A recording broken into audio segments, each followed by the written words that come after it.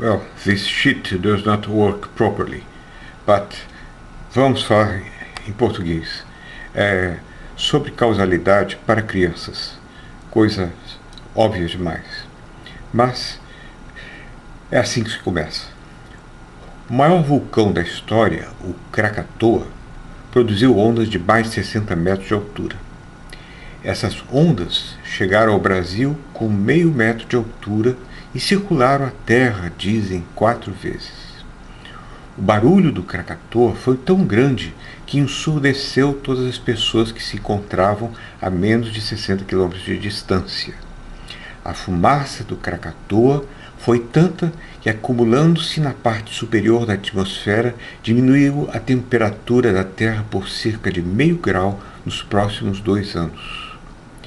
Ora, tudo isso são exemplos de relações causais.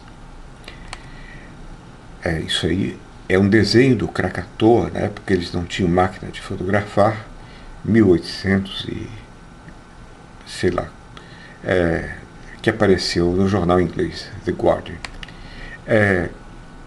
Bom, num jogo de futebol, num boliche, nós vemos relações que são obviamente causais.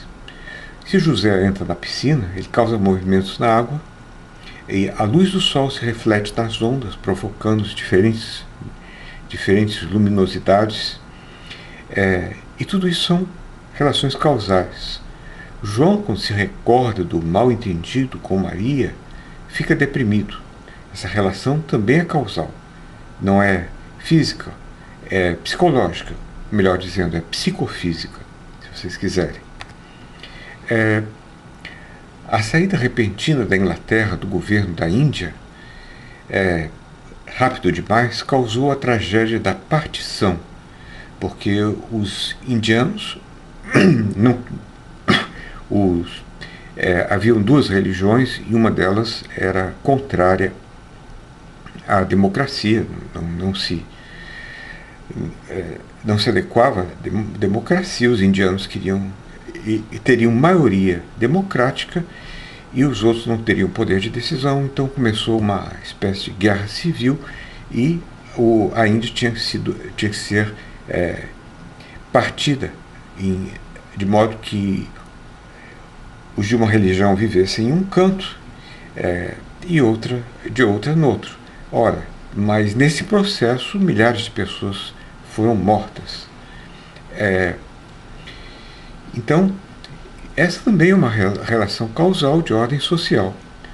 Ou seja, o nosso mundo é um novelo causal constituído por míriades de causas que estão por todas as partes de todas as maneiras. A relação causal, diz Hume, é o cimento do universo. Agora, a causação geralmente demanda mudança. A causa sem mudança? Isso é uma das questões. Parece que sim. O pilar que segura a ponte. Ele é a causa da ponte estar sendo segurada. 2 magnetos parecem presos um ao outro por causa da força, força magnética. Então, parece que sim. Causa sem mudança. Estranho. Agora, também a causalidade é essencial à ciência. Por exemplo, o cigarro causa câncer. E a crença em relações causais sob forma de leis é que nos permite identificar, crendo que existem causas gerais, é o que nos permite identificar, por exemplo, a causa de uma doença. Sem causalidade, o nosso mundo seria impredizível. A ciência depende da descoberta de relações causais. E assim que ela pode tornar nosso mundo predizível. Hume foi quem primeiro investigou profundamente a relação causal. Foi ele que introduziu o que pode ser chamado de teoria da conjunção constante. Conjunção constante entre eventos que são causas e eventos que são efeitos. É nisso que se resume, em linhas gerais, relação causal. E ele notou que a conexão causal é inobservável. Nós vemos duas bolas de bilhar, uma bate na outra e faz a outra se mover. Nós não vemos a conexão causal, mas nós vemos outras coisas que talvez constituam o cerne da conexão causal, na minha opinião, pelo menos. Olha, estão próximas desse cerne. E Hume mostrou que a relação causal segue um modelo de regularidades. Podemos dizer sempre que a causa C causa o efeito E, porque sempre que acontece C, depois acontece o efeito E. Então, isso é a regularidade esperada, a conjunção constante. Sempre que eu tenho uma instância de C, eu terei uma instância do efeito C. Sempre que eu tenho um exemplo de C, eu tenho um exemplo de E que se segue. Então, isso aí é a conjunção constante. Mas nós temos também que a causa vem antes do efeito. Grande descoberta essa, mas não deixa de ser uma notação essencial. A causa vem antes do efeito. Ou pelo menos ao mesmo tempo, segundo alguns.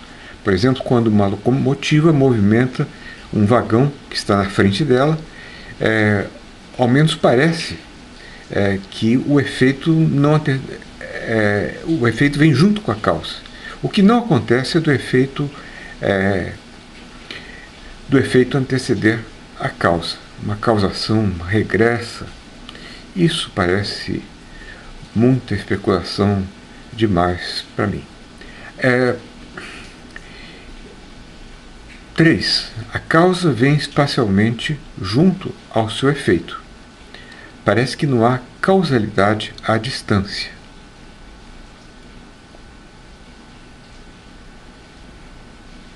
Sim, como seria, por exemplo, a causa que a gravidade do Sol faz a Terra girar em torno? Mas o Sol está muito à distância de nós. Mas talvez a gente possa dizer que o Sol, a gravidade curva o espaço, e curvando o espaço está curvo em toda essa região e também até a Terra. Isso faz com que a Terra caia sempre em direção ao Sol, girando em torno dele. Então a gente se livra da causalidade à distância através da teoria da relatividade generalizada.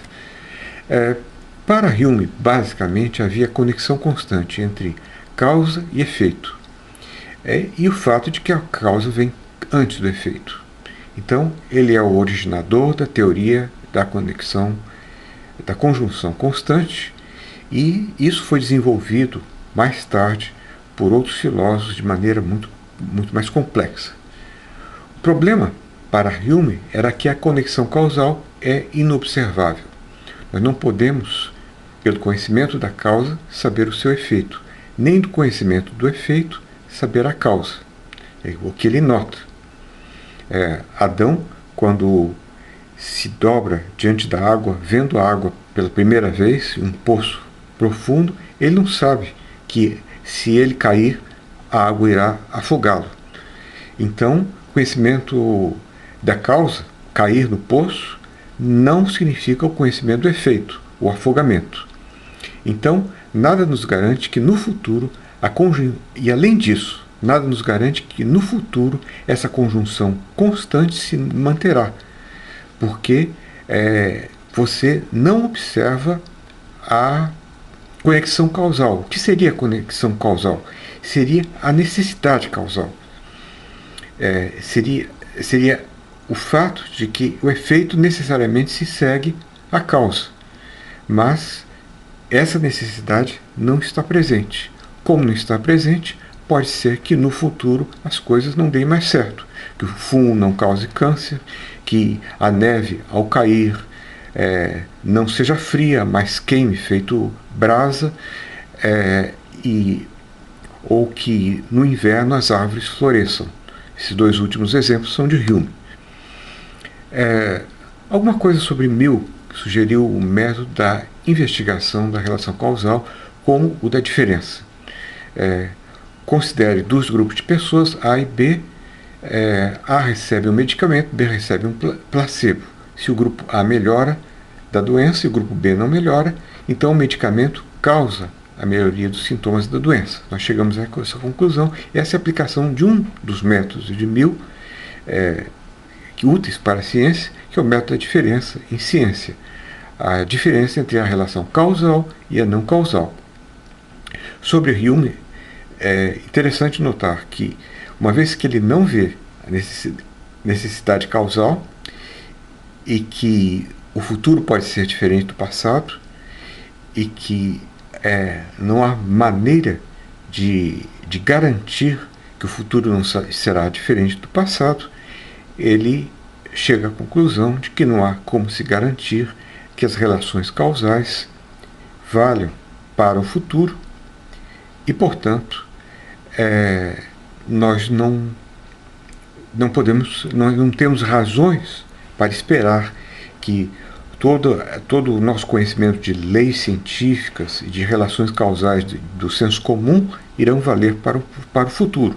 Daí, um extremo ceticismo epistemológico da parte de Hume. Ele chega a essa conclusão de um extremo ceticismo epistemológico, que ele diz que ele só consegue se livrar dele quando ele para de fazer filosofia, para de pensar e começa a tratar das tarefas da vida ordinária. Um grande quiproquê sugerido, desenvolvido por Hume. Como introdução bastante introdutória, é só isso.